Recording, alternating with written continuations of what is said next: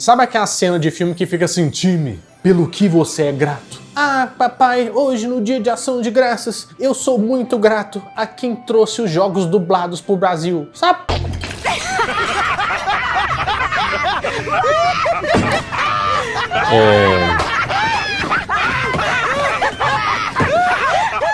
Porque talvez você não tenha vivido nessa época, né? Mas teve um tempo, antigamente, em que nada era dublado e nem legendado. A gente realmente não sabia nada do que estava acontecendo no jogo. A gente começava lá, colocava a nossa fita, aquele cartuchinho clássico, soprava o cartucho e ia com Deus, né? Fazia assim, papai do céu, pega na minha mão porque eu não tô entendendo nada. Não tem problema. E quando vinha aquelas fitas em japonês, né? Que até pra apertar o start, assim, tinha um tanto de rolos. E eu, realmente, assim... Eu não sei nem como é que eu joguei Mickey 3 todo em japonês, que eu não sabia onde eu tava clicando em nada. É os que o Mickey e o Donald troca de roupinha. Ah, isso aí era poesia, esse trem era bom demais. Só que tá, hoje é tudo dublado e tudo mais, a gente já tem acesso, entende, mas eu tava lembrando outro dia que uma vez eu fui numa banca de jornal que era como se fosse um dentro do supermercado, sabe aqueles CD que fica assim naquela gôndola, na hora que você tava assim, ah, eu quero chocolate, aí tinha lá, sempre tem um CD de jogo lá, né? Pois bem, pedi, mamãe, por favor, poderíamos adquirir esse jogo? Poderíamos, sim. Era um jogo para computador com aqueles jogos que vinham assim, um CD cheio de demo, né? Não está possuído, não é isso que eu estou falando, tô falando que assim, vem um tanto de demo que são demonstrações de alguns jogos e sempre vi um jogo completo. Tá, peguei o CD, coloquei assim, liguei a caixinha de som, né, do kit multimídia, que antigamente tinha esse negócio no computador branco. Aí comecei a ouvir um negócio diferente, uai, que ele tá falando português? O jogo tá falando português comigo? Seria melhor se ele estivesse falando em mineirês, né? Mas aí não chegamos a tanto. Ele tava falando em português comigo. E era um jogo assim, eu fiquei impressionado. Meu Deus, eu tô entendendo tudo. É assim? As pessoas realmente falam? E depois, eu descobri, inclusive, que esse jogo é bom pra caramba. Tem toda uma história por trás, várias coisas bem complexas. Um jogo que, inclusive, merecia estar hoje em dia aí um remake, uma coisa assim, que é o Soul River Legacy of Kain. Você já ouviu falar nesse jogo aí?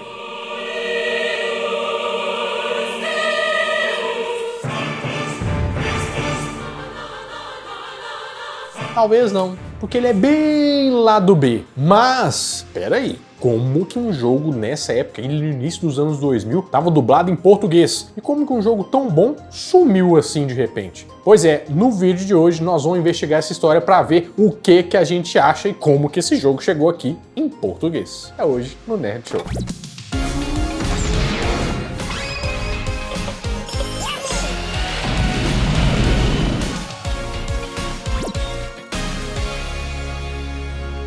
Fala, meus queridos amigos, como estão vocês? Vocês estão bom, né? Camisetinha do dia é a Demon, porque nós estamos falando de jogo aqui, principalmente de um RPG muito bom, diga-se de passagem, né? Bom, mas até a gente chegar lá, nós temos que começar essa história mostrando como que esse jogo foi desenvolvido. Ou seja, nós temos que falar quem é o cantor. Quem é o culpado por isso ter aparecido. E nesse caso aqui, não tem só um culpado não. Na verdade, ele vem de um sonho. Um sonho que eu vou contar pra você agora. Vamos começar falando de duas empresas aqui. Uma delas é a Crystal Dynamics, que foi lançada em 1992, que era uma desenvolvedora de jogos. O primeiro jogo dela foi um que chamava Crash and Burn, que era um jogo de corrida meio... Eu não sei se vocês já jogaram Carmageddon. Vocês já jogaram? Só que Carmageddon você tem que só atropelar os outros, né? Inclusive depois eu tenho que fazer um vídeo sobre isso, mas é um jogo só de atropelar pessoas, né? E o Crash and Burn não, ele é um jogo de corrida mesmo, mas tem uns inserção do pessoal lá conversando, é um jogo meio diferenciado assim. Eles também lançaram o Samurai Showdown, sabe, aquele jogo antigo, sabe, que tem um samurai vestido de branco, um kimono e tal, com a espada, pois é, só que eles não foram os criadores do jogo, mas eles trouxeram ele pro 3DO, que é um console da Philips. Pois é, essa aí, tava lá desenvolvendo os joguinhos dela e tinha uma outra empresa, que chamava Silicon Knight. Também foi fundada em 1992 e tava fazendo jogos para Atari e para DOS. O primeiro jogo deles foi Cyber Empires, de 1992. Só que, um ano depois delas serem fundadas, né, eles estavam participando de uma convenção lá, sabe os manda-chuva que chegam com um charutão assim, meu filho, então eu estou participando dessa convenção aqui para arranjar novos negócios. Aí você, sim, com certeza, nós vamos arranjar vários negócios aqui. E eles meio que se encontrar lá, batendo papo, eu imagino que sempre é num coquetel, né, porque eu sempre fico do lado da mesa de comida, que é o lugar mais legal, que você conhece mais as pessoas, que fala assim, esse negócio aí tá bom, né? Tá mesmo. Aí falou assim, não, falando nisso, você tem aí uma empresa, né? Eu tava doido pra fazer um jogo mais,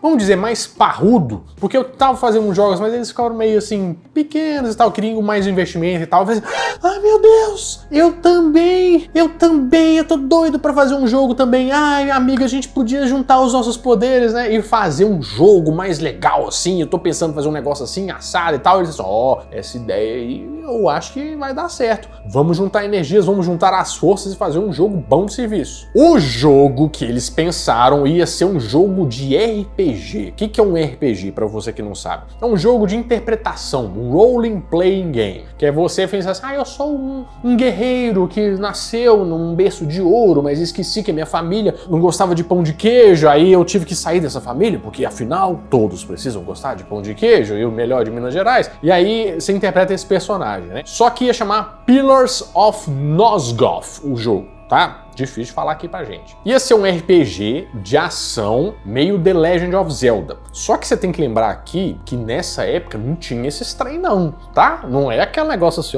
é mesmo, um jogo de RPG. Não tinha isso, era um trem totalmente inovador. Mas eles queriam que fosse o quê? Um jogo de vampiro. Então um jogo de vampiro meio Legend of Zelda. Ok, entendi, anotando aqui. Fritas acompanha? Só que olha só que da hora. Eles estavam fazendo um negócio um pouco diferente do que a maioria fazia. Por quê? Eles queriam focar mais na narrativa. Porque se você jogou RPG, tanto de jogo de videogame quanto RPG na vida real, com livro e tal, você deve saber que o foco na história é muito importante.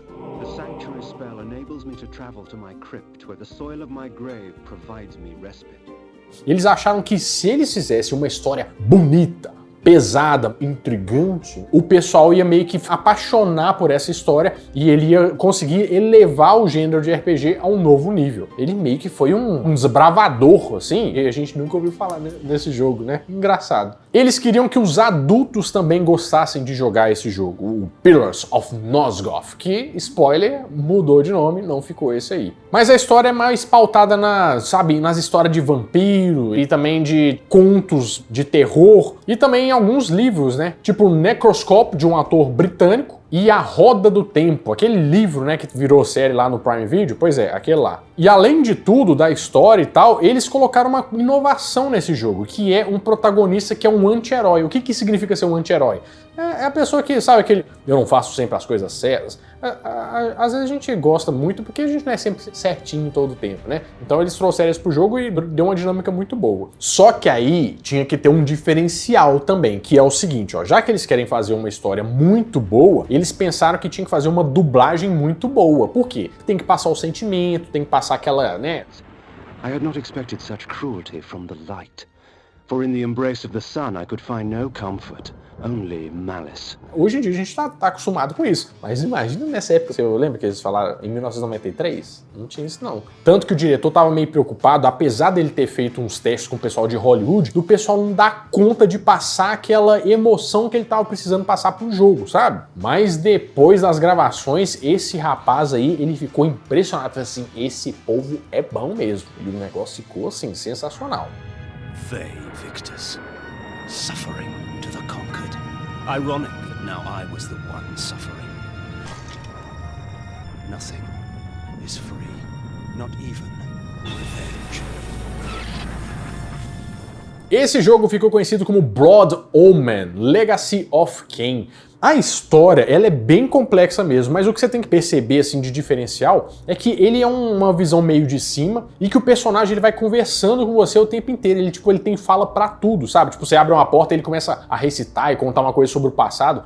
From the chest of the greatest vampire to have ever existed, Janos Audron, the heart of darkness restores vampiric unlife. Life is precious. Pra quem já jogou God of War, que tem o Kratos e o Mimir que fica lá conversando com ele, Pegada grande. O homem mais inteligente vivo. Puxa a conversa com você mesmo pra ver como é. É mais ou menos isso, só que lá nos anos 90. É muito da hora. E uma história meio vampiresca, meio dark, sabe? Eu achei assim, eu não tinha jogado esse jogo, mas eu achei sensacional. Esse aqui não é o que a gente tá falando, não. É o que veio primeiro. Dark gift indeed. For with it, my life force is increased. E depois de 3 anos e meio de desenvolvimento, finalmente o jogo ia sair. E a Activision e uma outra empresa de distribuição, que chamava BMG Entertainment, que era o Banco de Minas Gerais, entretenimento, resolveram falar assim, ó, não, a gente tá interessado em distribuir esse jogo aí, parece ser um negócio bem da hora. Aí falaram assim pra Crystal Dynamics, e falaram assim, não, vamos fazer, tão fechado. Só que a Silicon Knight lá falou assim, então, eu tenho alguns termos aqui. Você, termos? Mas esse quer distribuir o trem aqui, vai ficar, nossa, vai fazer um sucesso danado, você não pisa na minha janta, não. Aí falou assim, não, a gente queria só colocar que a Crystal Dynamics fez a criação, fez isso aqui e tal. Meio que, falando assim, se for ruim, a culpa é dele. Se ficar um cocô, ele que fez. Se for bom, a gente tira esse negócio da tela aí. Tanto que tem isso aí na capa de abertura do jogo lá, quando você entra no jogo. É tipo quando tem alguma marca que manda assim, ó, é pra deixar bem claro que tudo que falar e não sei o que nessa publicidade é culpa do influenciador, né? A gente não tem nada a ver com isso. É engraçado, eu recebi assim. Eles falam assim, ó, se fizer qualquer coisa, a culpa é dele. Eu não tenho nada a ver com isso. O jogo, né, já tava sendo meio que prometido ali, recebeu uma grande repercussão na E3 de 95, de 96, e foi lançado em novembro de 96 mesmo. Em 97 ele foi lançado pra computador, né, para Microsoft, mas ele ia ter uma versão de Sega Saturn que nunca viu a luz do dia. O jogo foi muito bem recebido. Ele vendeu mais ou menos aí umas 320 mil cópias, que é, pessoal, o quê? Isso tudo? Menos a Deus, vamos fazer mais. A Silicon Knights falou, inclusive, que eles venderam mais de 2 milhões de cópias, né, e tinha uma nota, inclusive, de uns 7, 8 ali naqueles sites que fica dando nota para jogo. Eu tô falando, gente, o trem era bom mesmo, convém da gente jogar esse trem aí. Bom, mas o jogo foi lançado, né, e a Activision já veio babando assim, ó, e aí, gente, quando que nós vamos fazer a continuação desse jogo aí? Porque fez uma sucessão, eu quero fazer o próximo jogo. A Crystal Dynamics queria fazer, só que ela queria fazer uma continuação sozinha, queria separar da Silicon Knight. What? What? O que tá acontecendo? Desculpa, não é você, sou eu. E você ficou tentando pôr a culpa em mim, né? E eles meio que não foram pros tribunais, assim, não. Eles fizeram meio que um acordinho de gaveta. Não, então faz e tal. Só acredita a Silicon lá e tá tudo certo. E eles entraram com isso aí e continuaram a fazer o desenvolvimento do jogo, que já tinha atrasado bastante, né? Inclusive, o próximo jogo eles tiveram que tirar bastante coisa por causa desse atraso aí. Mas quando a Eidos comprou a Crystal Dynamics em 1998, que a Eidos era uma outra empresa que, nossa, a Eidos lançou o jogo, hein? Nossa, depois a gente podia contar essa história. Se vocês quiserem que eu conte a história da Eidos, quem lembra da Eidos, né? Eu lembro bastante. Aí vocês fazem o favor de me comentar aqui nos comentários, né? Que aí eu trago isso aqui pra nós. Bom, mas é aí que vem o jogo que eu tô falando com vocês que veio dublado em português. O Legacy of Kain, Soul River.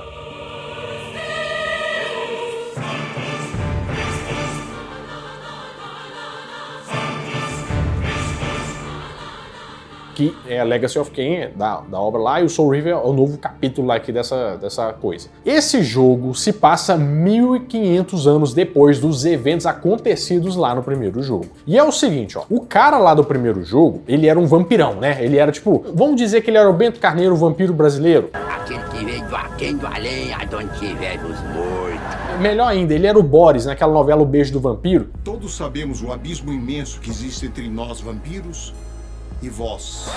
Ai, miséria, vida maldita. Que todo vampiro meio que ele tem como é que eu vou dizer, um covil cheio dos filhos dele, que ele transformou todo mundo. Só que aí ele tinha transformado uns carinha lá, uns 5 ou 6 mais ou menos, e eles viraram meio que os generais dele, né? E o que acontece? Cada um vai evoluindo algum aspecto deles lá. E quando eles iam chupando o sangue dos outros lá e sugando os poderes, eles iam evoluindo e tirando e conseguindo formas novas, né? Então cada um aparecia, papai, eu consegui um sapato novo. Eu falei, meu filho, que da hora, hein? Muito legal. Até que chega o Raziel, que é um vampiro lá, que ele chega e ele mostrou que ele criou asa. Só que aí ele meio que fala assim, ela evoluiu antes de mim, né? Não. Tudo certo, não tem problema não. Eu não sou invejoso. Aí ele vai, arranca os ossos da asa do cara, do Raziel, e joga ele na água.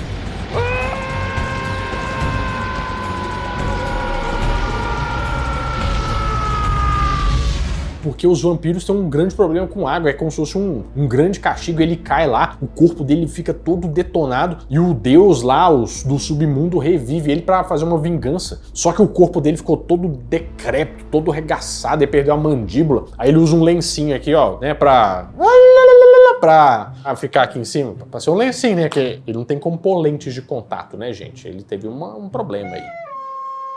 Eu só te fiz um resumo em mineirês aqui, porque a história é uma beleza. Eu tô falando sério, a história do jogo é muito bom e ele foi muito bem avaliado, né? Mas eles queriam fugir um pouco dessa coisa mais vampiresca, sabe? De meio com aquele negocinho assim, ó, do terninho, sabe? Aquela roupa meio de Beethoven, Vivaldi. E aí quiseram tirar isso, por isso que se passa 1500 anos depois. O jogo foi inspirado em um anime que é o Vampire Hunter D e também naqueles filmes do Ghibli Studios, que é Meu Amigo Totoro, As Aventuras de Chihiro, aquele traço ali, sabe? Aí o que eles fizeram? Queriam colocar também uma jogabilidade mais Tomb Raider e gastaram os gráficos. Nossa, pra época, gente, nossa, vou te falar que ficou sensacional. Todos os efeitos atmosféricos que a gente fala, tipo assim, sabe, névoa, raios, essas paradinhas que compõem, tudo foi muito bem feito. Eles só reclamavam um pouco das expressões faciais dos personagens que não mudavam, mas, gente, nessa época a gente tá preocupado. Gente, só da gente ter um computador ou um PlayStation pra rodar esse jogo, a gente já tava feliz demais, né? O povo é chato também, né? Mas assim, o que tinha era muito expressivo e a história era muito complexa, era muito densa. E ele foi lançado em 1999 para PC e para PlayStation 1, com a versão pro Dreamcast em 2000. E para ele foi bom ser lançado nesse ano, sabe por quê? Porque essa época dos anos 2000 aí, não é anos 2000, mas 99 já é 2000, né? Teve um boom de coisa de vampiro, você lembra? Anjos da Noite, Blade, o Caçador de Vampiros, tema de vampiro tava em alta. Teve também muito filme de terror, tipo A Bruxa de Blair, teve Sexto Sentido. Se eu sou falta. Teve A Múmia. Então, essa temática de terror impulsionou bastante as vendas desse jogo. E ele teve 89% de aprovação na Game Rankings. Muita coisa, gente. E vendeu 1,5 milhão de cópias e a dublagem, não a dublagem em português, tá? Não chegamos lá ainda, mas a dublagem era sensacional. Em inglês, os caras passavam emoção pro negócio. Esse jogo vale a pena. I know you, Raziel. You are worthy. What pitiful form is this that I have come to inhabit? Death would be a release next to this travesty. Mas tá, tô falando aqui Crystal Dynamics, Eidos Interactive, os nomes tudo em inglês, a gente não falou nada de português. Como que esse jogo veio parar aqui no Brasil? Como que ele veio ser dublado aqui no Brasil? Você quer ver? Olha um pedacinho aqui, ó. Eu sou Raziel, primogênito dos seus auxiliares. Eu o servi por 1000 anos. Estava ao lado de Cain e dos meus irmãos na aurora do Império. Eu lembro de umas falas clássicas assim, tipo assim, fui destruído! Fui destruído! Que forma lamentável é essa em que eu vim para viver? A dublagem era meio, como diz o povo, macarrônica, né? Pão de queijisticamente falando, assim, não era aquele pão de queijo, não, né? Era meio paulista. Mas eu acho... Gente, em português, nessa época, não tinha. O que aconteceu? Você lembra de uma revista que chamava CD Expert? Nossa, agora, puf!